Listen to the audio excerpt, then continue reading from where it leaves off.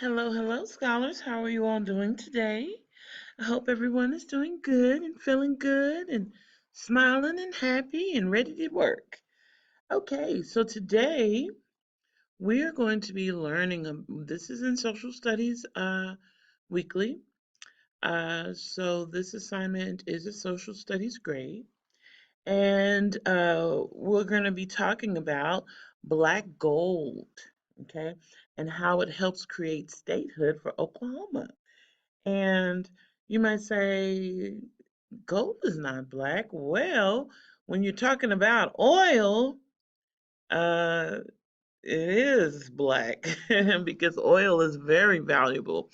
And then if ever you strike gold, you struck rich. You're rich. Okay. Well, if you own the land, let me make sure that that's clear. Okay. So there are two different types of resources in the world: renewable and non-renewable. Okay, remember we talked about renewable. Those are the things that can be replaced. Okay, so your paper and pencils, those come from trees, and then trees are planted every second of the day. I don't know if that's actual fact, but they're planted so often, and trees are so plentiful that that is a renewable resource. Okay, we want to preserve the trees and take care of the trees, but that is a resource that is renewable. A source that is non-renewable is oil, okay, and your metals, your copper, and things of that nature, okay. Coal, those are non-renewable resources. So when we have used all those up, that's it, okay. So those non-renewable resources, we want to really um, uh, be use those sparingly, okay? Meaning we don't want to overuse or waste, okay? So renewable resources can be replaced when they are used. Some examples are trees, water, and vegetation. And vegetation is the things that grow, okay? Our fruits, our vegetables, and those things that are plants, because we can renew those plants. If you Most plants carry their seeds, okay. Most fruits and vegetables carry their seeds. So if you replant that orange or that watermelon or that sunflower seed plant, those plants have seeds and they can be replanted, okay. Non-renewable resources cannot be replaced when they are used. Some examples are oil, coal, and iron. Okay. Oil sometimes is called black gold, and it helped the Oklahoma and Indian territories become the 46th state. Let's take a look back. Start at the bottom of the oil derrick and work your way up to learn about Oklahoma's oil history. Okay. So statehood at last. We're one of the babies in terms of the states in America. Okay, we're the 46th state, and so we've been talking about the old school states, those states in the northeast, the one, the twos, the threes, and so Oklahoma becoming a state in 1907 is one of the newer states. So, do you remember the land run from 1889? Well, we haven't quite covered that. We've talked about it here and there, but we haven't had a full lesson on the land run. But that is coming up in the next few weeks. But this was an important step in Oklahoma's march to statehood. In 1890, Congress passed a law called the Organic Act. This law organized the Oklahoma Territory, which covered the western part of the state. The eastern part of present-day Oklahoma was known as Indian Territory. Okay, that means that the Indians, the Native Americans, owned and lived. They occupied this land. Okay, Oklahoma Territory had a governor and representatives. Many settlers arrived to claim lands in the new territory. As the years passed, the territory grew. Settlers formed new towns, and some farmers had difficult years, especially during droughts. And droughts are when you don't get a lot of rain, okay?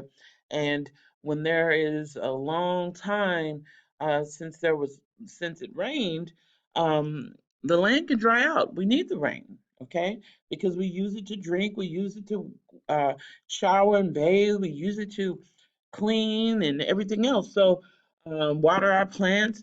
So if there isn't rain to replenish it, then you will have a drought. Okay. Many American Indian tribes were forced to sell their land to the government in exchange for smaller sections of the land. Okay. Um, we talked about the Trail of Tears. Okay.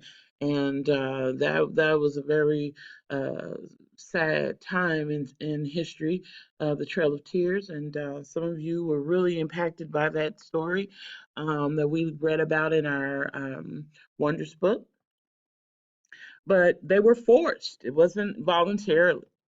But once the oil business boomed, things really started moving.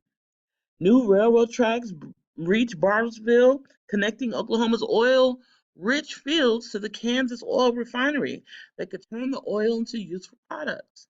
Crowds of business executives and dreamers and drillers came to Oklahoma, trying to strike it rich by drilling for black gold. People read news stories of gushers, which were huge streams of oil spouting into the air like fountains. It was raining money. Cities like Tulsa, Ponca City, Bartlesville, and Oklahoma City grew rapidly. Rapidly means really quick. Um, and oil fields were discovered in both Oklahoma Territory and in Indian Territory. Oklahoma became a popular place. With the increase in money and businesses, statehood seemed to be an obvious choice. People who lived in the territories wanted the protections and benefits that other states had.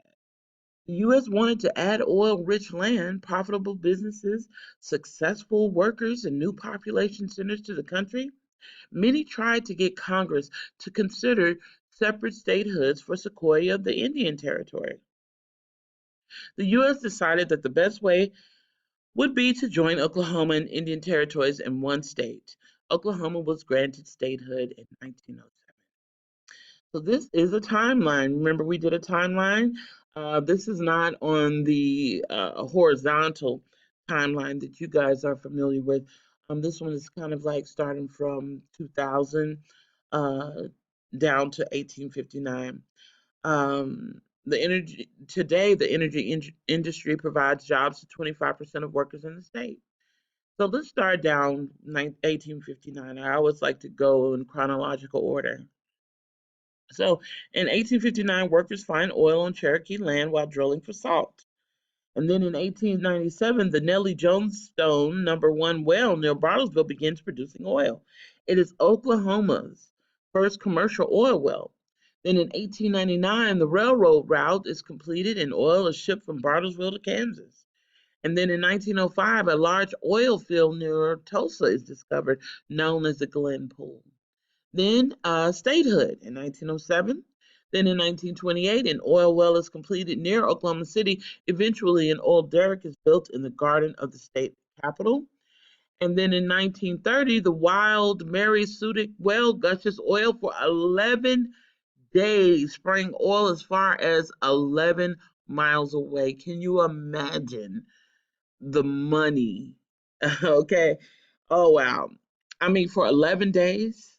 Oh wow, just I can't even imagine. And then in 2000, for the first time, Oklahoma sells more natural gas than oil.